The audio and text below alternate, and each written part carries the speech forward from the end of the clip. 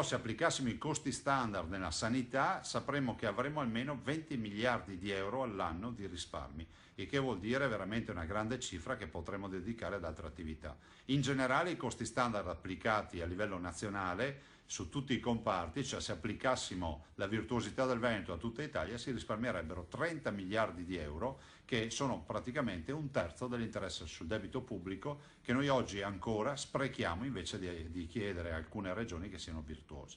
Non ci sarebbero disomogeneità tra regioni, soprattutto non sarebbe tollerato il buco di alcune amministrazioni, considerando come l'89% del rosso a livello nazionale sia a firma di sole 5 regioni. In soldoni, è il caso di dirlo, è il discorso che il governatore Luca Zaia oggi ha fatto a muso duro al ministro della Salute Beatrice Lorenzin, ricordando poi come il Veneto sia l'unica regione a statuto ordinario a rispettare i parametri imposti a livello nazionale.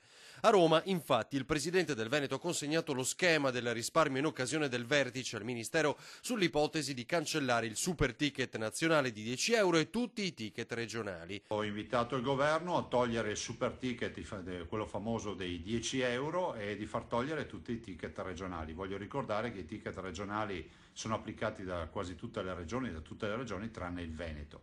Chiedo anche che si faccia una revisione di tutto quello che riguarda codici bianchi e codici verdi per l'accesso al pronto soccorso, perché di conseguenza tutto è collegato. Le 5 regioni imputate, ha detto poi, curano male, spendono troppo ed esportano pazienti in altri territori con costi che deve pagare l'intera collettività.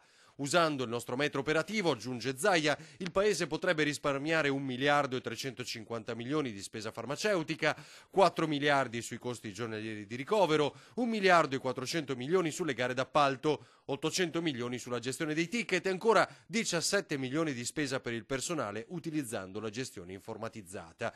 Si avrebbero inoltre 1 milione di ricoveri in meno senza rinunciare all'alta qualità delle cure.